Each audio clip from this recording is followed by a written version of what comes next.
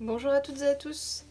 J'ai encore changé mon setup, du coup vous allez pouvoir voir d'un peu plus près parce que je trouvais que ça filmait de trop haut et que vous aviez du mal peut-être à voir un peu les détails des gestes. Alors j'ai pas encore assez de caméra pour vous faire comme certains font des vidéos de côté où on me voit vraiment peindre, on voit le pinceau sur la feuille. Peut-être pour plus tard, peut-être à Noël ou après, mais pour l'instant déjà on va profiter de pouvoir être plus près de la feuille, ce sera déjà mieux.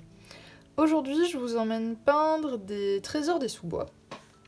Donc on va faire un marron ou une châtaigne, une noisette et des glands. Un avec son petit chapeau et un tout nu qui a perdu son petit chapeau. L'idée, c'est d'obtenir quelque chose qui ressemble à ce que j'avais fait pour mes planeurs, mes semainiers, cet automne.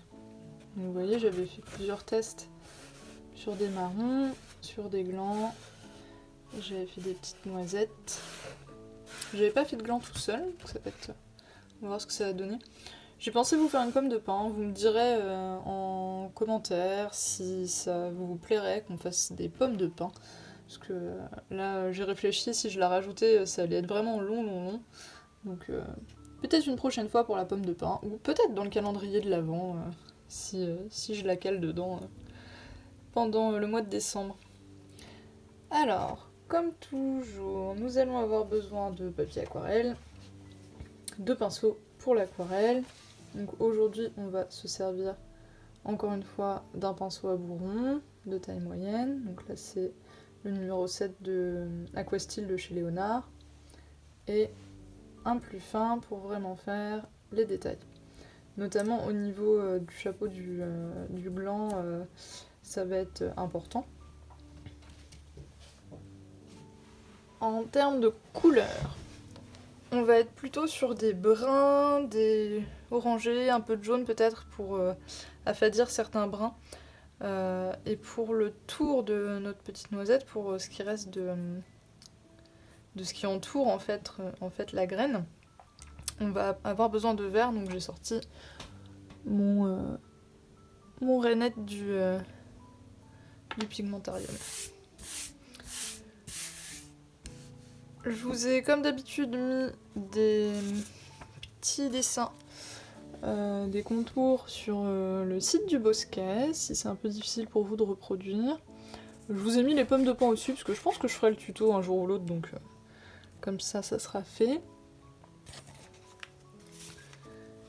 Je vous passe en accéléré le moment gomme mie de pain où j'efface les traits de crayon en tamponnant avec ma gomme mie de pain et on se retrouve tout à l'heure pour la couleur.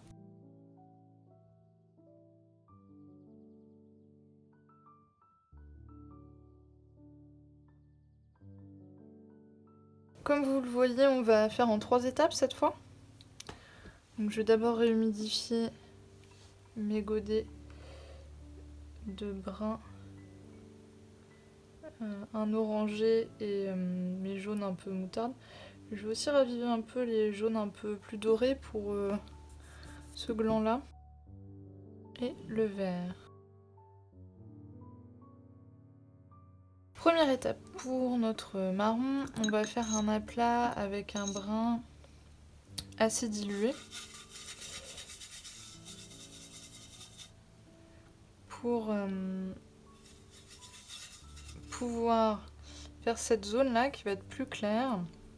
Et on travaillera les ombres ensuite sur la partie plus foncée. Sur la deuxième couche qu'on fera à l'étape 2. Mais là pour l'instant, pour avoir un peu d'unicité, on va prendre le même brun très clair qu'on va étirer partout.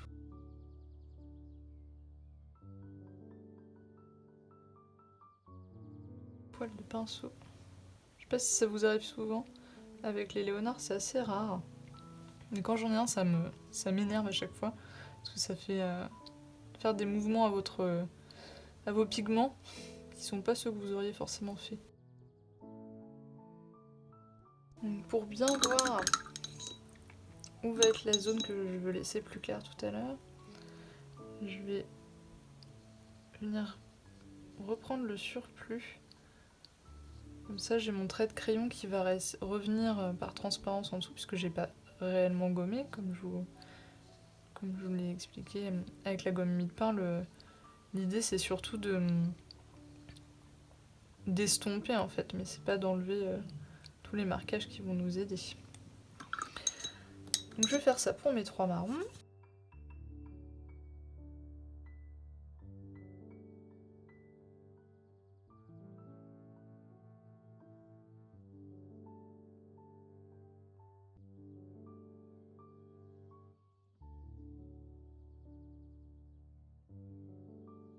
Donc là on a fait notre première couche pour nos marrons. Pour la noisette, je veux quelque chose d'un peu plus lumineux, d'un peu plus... pas orangé, mais qui va tirer quand même plus vers des teintes chaudes. Donc je vais prendre un autre brun, plutôt un sienne en fait. Là c'était un terre d'ombre de chez Daniel Smith. Je vais prendre un sienne, quelque chose de plus vif. Et on va faire attention de ne pas déborder sur ce qu'on voudra mettre en vert tout à l'heure. C'est là qu'on voit qu'on peut quand même faire des choses assez fines, même avec un pinceau qui est assez large, si on travaille vraiment juste avec la pointe.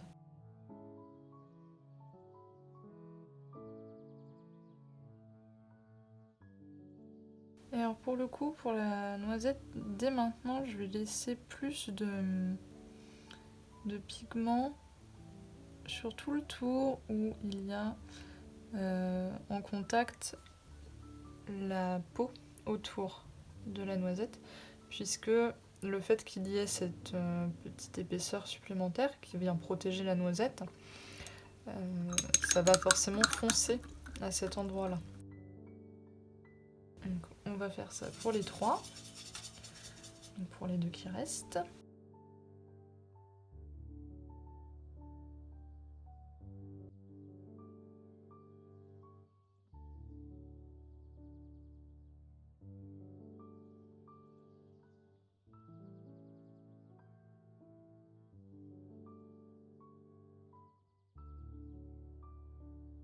L'avantage que je trouve à vous faire les 3 en même temps, c'est que même si je mets en avance rapide, les étapes suivantes, quand je fais la première étape, et là je vais mettre en avance rapide ici, l'étape 2 quand je la ferai ici en vous l'expliquant, c'est que même si je mets en avance rapide, ça vous laisse le temps de faire en même temps, je trouve. Vous me direz aussi si ça vous convient, sinon je pourrais très bien vous faire en une seule fois, en plus gros, et puis moi refaire après pour mon post Instagram une planche avec toutes les étapes. Mais là je trouve que ça vous laisse le temps de faire en même temps. Parce que sur les tutos que je peux suivre moi aussi, quand c'est sur une seule, alors bon, quand c'est un timelapse on n'en parle même pas, faut que je mette pause et que je revienne dessus tout le temps, mais quand c'est en quasi temps réel mais que c'est sur une seule, je dois souvent mettre pause aussi et le rythme va trop vite pour moi. Je pense que ça dépend des gens, donc n'hésitez pas à me dire non plus si vous préférez un grand et bah, vous mettrez pause et ferez les allers-retours tout seul, ou si comme ça vous convient bien. On va ensuite s'occuper de nos glands. Alors, je veux quelque chose de plus doré pour les glands. Donc je vais prendre quand même le terre de sienne, parce que je veux quelque chose d'assez vif, mais je vais l'éclairer avec du marigold, du pigmentarium. Donc ça tombe bien, dans ma palette j'ai encore un reste de marigold qui avait été mélangé je pense avec un orange, parce qu'il est vachement orangé quand même. Et je vais m'en servir pour éclairer le terre de sienne brûlé de Daniel Smith. Vous voyez, il n'y a pas besoin d'avoir toutes les couleurs du monde dans sa palette, on peut vraiment chercher la nuance tout seul. Du coup, en plus, vous avez jamais exactement les mêmes couleurs quand vous peignez, donc ça permet de rendre chaque peinture un peu unique.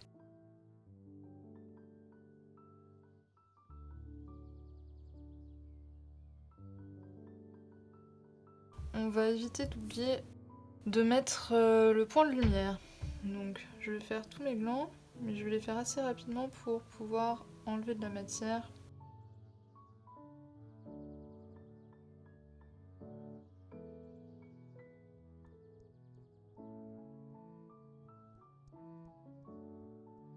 Pour ça, on rince son pinceau, on l'essuie, et en venant la poser sur là où on a peint, en fait, ça va attirer les pigments dans les poils du pinceau et donc enlever de la couleur là où on le pose. Alors, moi je vais venir lui faire un éclat ici.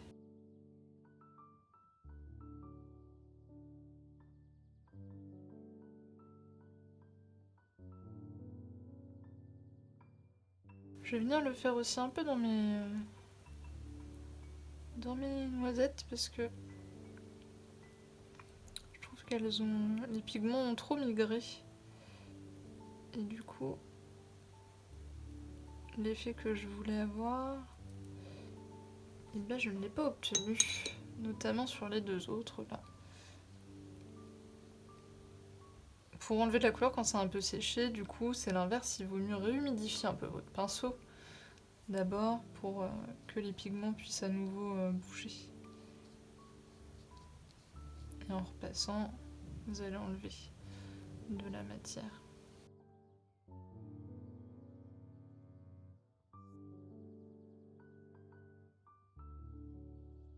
Pour l'autre blanc, on va faire la même chose. Sauf qu'on fera le chapeau avec la même couleur que pour le marron. On fera le chapeau beaucoup plus foncé.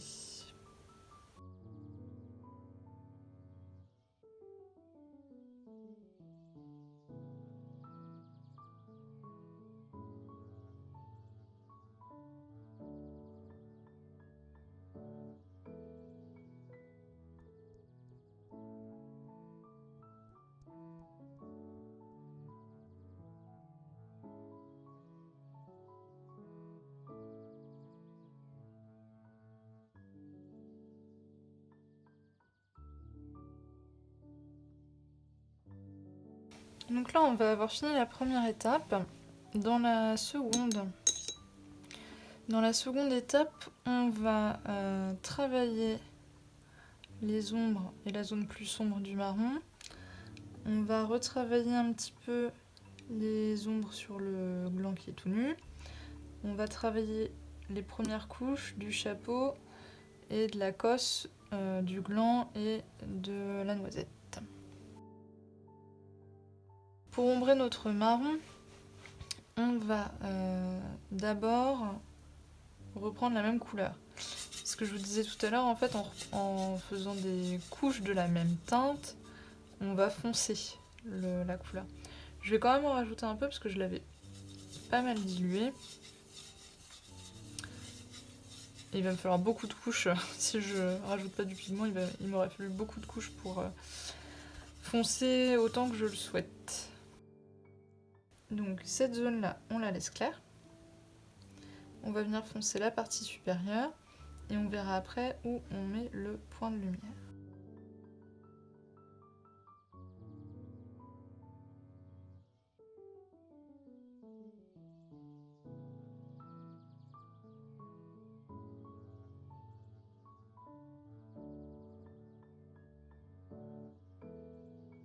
Donc oui, je vais venir déborder un tout petit peu avec un trait plus fin, juste sur les bords, pour donner de la profondeur. Je vais pas faire tout le tour parce que sinon on aura l'impression que j'ai coupé mon marron.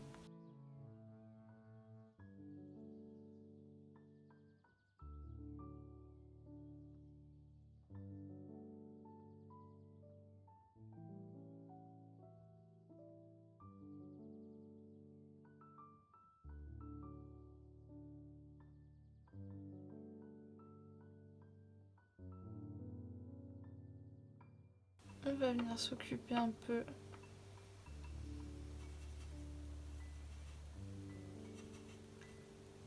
de notre noisette.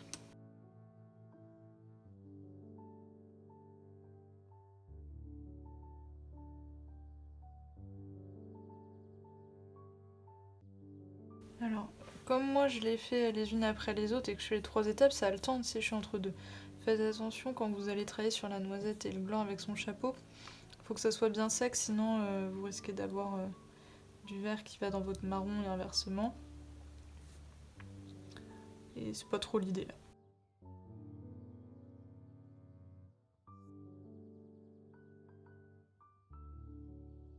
Comme j'ai mis la lumière plutôt vers le bas, il n'y a pas besoin de travailler de point de lumière au-dessus. Si vous changez le point de lumière d'endroit, il faudra y penser. Notamment dans une composition plus compliquée. Là, vous voyez, j'ai mis des points de lumière différents sur chaque objet, mais si vous travaillez sur une illustration complète, il faut penser que la lumière, elle vient du même endroit pour tout le monde, sauf si vous avez plusieurs sources lumineuses. Et à ce moment-là, il faut placer les points de lumière sur chaque objet au même endroit.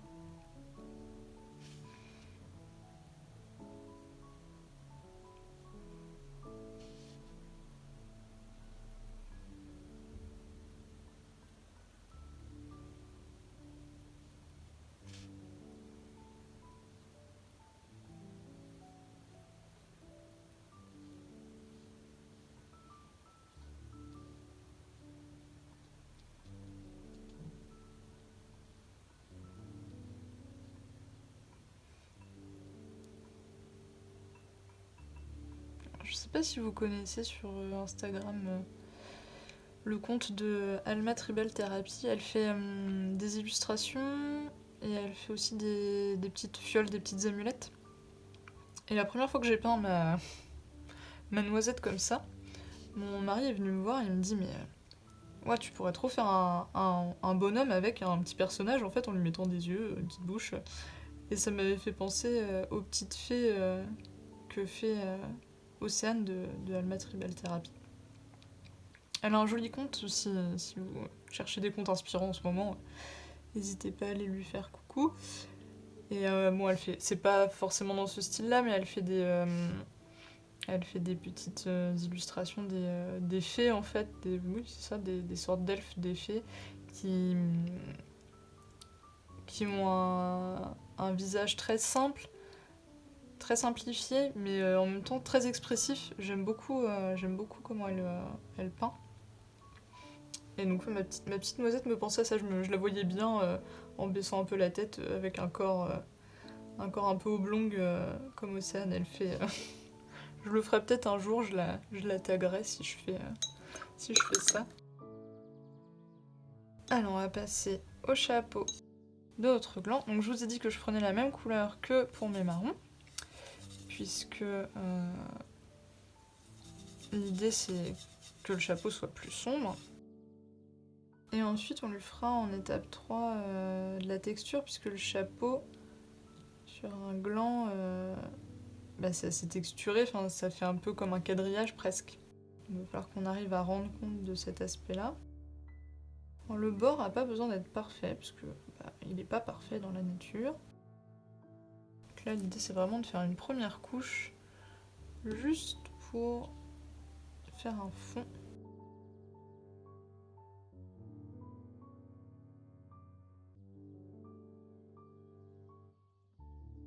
Et donc là on a fini pour l'étape 2. L'étape 3 va consister à jouer encore un peu sur les textures sur le marron et le gland qui est tout nu sans son chapeau. On va rajouter des stries sur la noisette, un peu plus dorée. La cosse, la feuille autour là, je vais pas y toucher spécialement. Je pourrais, comme j'ai décidé de mettre mon point de lumière là, en fait, je vais pas assombrir ici. Si j'avais mis mon point de lumière au-dessus, j'aurais pu faire une ombre par là, en dessous. Mais là, comme ma lumière va venir comme ceci, on va pas le faire, sinon ce sera pas cohérent. Et sur mon gland qui est ici, ce que je vous disais, une fois que ça sera bien sec, je vais venir texturer. Et je vais pouvoir texturer aussi en ombrant un peu mieux le corps du gland. Mon point de lumière ici a moins marqué, vous voyez, que là. Donc je vais profiter que de toute façon il fallait que ça sèche ici pour le refaire en frottant tout doucement avec le pinceau que j'ai essuyé qui est juste un peu humide. Et vous voyez, je peux retirer de la matière encore, hein. Ça pose pas de soucis. Il faut y aller tout doucement. Il vaut mieux des petits gestes doux mais répétés. Parce que si vous y allez en appuyant super fort, donc déjà vous allez abîmer votre pinceau, parce que vous y allez avec la pointe, donc c'est ce qui est le plus fragile. Et en plus de ça, vous allez, vous prenez le risque, surtout que là ça fait plusieurs couches, vous prenez le risque d'abîmer votre papier en dessous. Et si vous déchirez votre papier en dessous, après c'est la catastrophe quand vous allez venir retravailler dedans. L'aquarelle elle va plus tenir correctement, vous allez avoir des étalements, des pigments de manière complètement anarchique. Quand on veut quelque chose d'un peu abstrait, c'est super. Là, c'est pas le cas, donc on va éviter. Je vais venir boire un peu parce que j'ai mis trop de jus.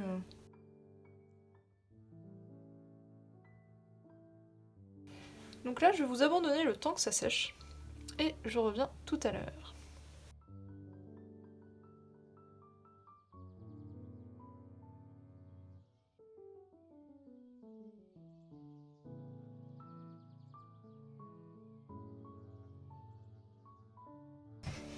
On devrait être pas trop mal pour faire les petits détails. Donc pour le marron, je vais ombrer encore un petit peu en dessous. Donc je vais reprendre ma terre d'ombre brûlée. J'en mets un peu, je rince mon pinceau et je vais venir la dégrader tranquillement vers le haut. Je vais repasser aussi un peu sur les bords. Parfois quand vous refaites des couches, ça peut vous paraître trop foncé parce que c'est encore humide. Mais en fait quand ça sèche, ça éclaircit pas mal. Donc ça dépend des teintes. Il faut quand même pas mal peindre pour bien connaître vos pigments et savoir à quel point ils deviennent de plus en plus clairs en fait quand ils sèchent. Parce que sinon vous risquez de vous retrouver avec parfois des choses un peu fades, parce que vous aurez trop enlevé de pigments avant que ça sèche.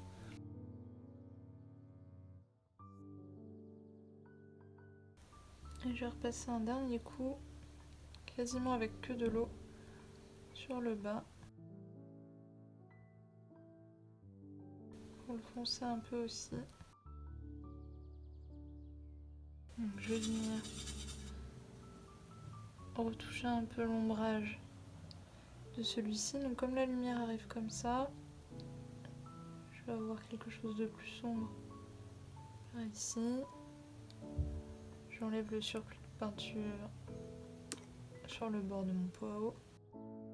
Et je viens dégrader tout ça tranquillement. Ici. Légèrement parce qu'il était déjà pas si mal.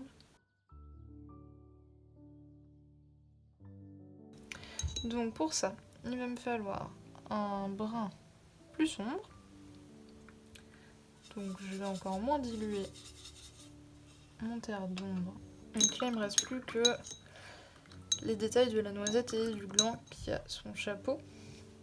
Donc je peux peut-être réombrer un petit peu aussi. Et je vais tirer des traits horizontaux et verticaux par rapport au chapeau. Alors c'est pas un quadrillage parfait. Donc il n'y a pas besoin que chaque trait soit pile poil à la même distance en termes de parallèle et tout ça. L'idée c'est de venir texturer. On va pouvoir texturer aussi le petit bout. Non, on va pas faire un quadrillage parce que c'est trop fin, ça va être compliqué. Mais avec un tout petit peu de peinture et la pointe du pinceau, on va pouvoir venir renforcer l'ombre en dessous puisque la lumière vient comme ça. Ici c'est censé être plus clair. Là on va pouvoir renforcer la couleur en bas et sur le bout. Et pour la noisette, j'ai dit que je voulais strier la partie noix. Donc je vais reprendre mon terre de sienne que j'ai mélangé tout à l'heure avec du marigold du pigmentarium. Je le fonce un peu et je vais venir travailler pareil avec mon pinceau le plus fin. Donc là je vais dans le sens de la noix vers là où elle est attachée à l'intérieur.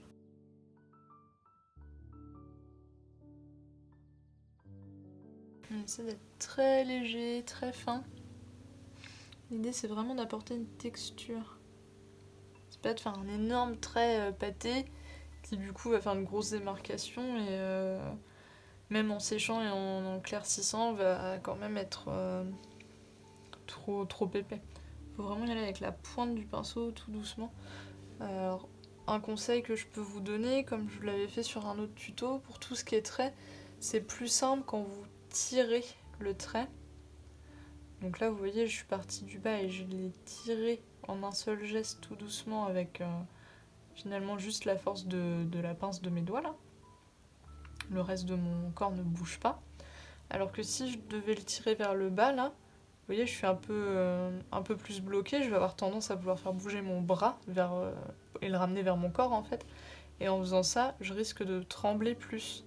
Là mon poignet et mon bras ils sont stables, ils sont sur mon bureau. J'ai dû vous faire trembler l'écran d'ailleurs en tapant dessus sur la table. Et du coup, comme j'ai que les doigts qui bougent, et un petit peu le poignet là, finalement c'est très stable. Donc vous avez moins de risques de perdre la maîtrise de votre geste, de votre pinceau, et du coup de faire quelque chose de trop épais ou de tout tordu en zigzag parce que ça tremble quoi. Donc, vous pouvez aussi vous entraîner à faire des traits droits, c'est un bon exercice. On va avoir terminé du coup sur le tuto. Je vais rajouter mes petits points de couleur là où j'ai rajouté des choses pour la photo, pour le tuto photo. Et mettre mon titre et puis on pourra se retrouver sur Instagram pour la photo ou sur le blog du Bosquet. Je vous souhaite une bonne fin de journée ou une bonne soirée en fonction de l'heure à laquelle vous regardez le tuto. N'hésitez pas à me mettre un commentaire ou un pouce vers le haut si le tuto vous a plu. Un commentaire aussi s'il y a des choses que vous trouvez qui sont à modifier pour améliorer les vidéos tuto. N'hésitez pas, hein, c'est toujours intéressant d'avoir vos retours pour moi. Et puis si ça vous a plu, abonnez-vous à la chaîne. Je fais un tuto tous les dimanches, donc un par semaine. Et très bientôt, ça sera un par jour puisque je fais le calendrier de l'Avent à partir de mercredi. Une toute petite peinture, un quart d'heure maximum de peinture, quelque chose de très simple, beaucoup plus rapide que les longs tutos du dimanche. Un seul sujet et l'idée c'est de faire 25 petites peintures d'ici Noël. Voilà.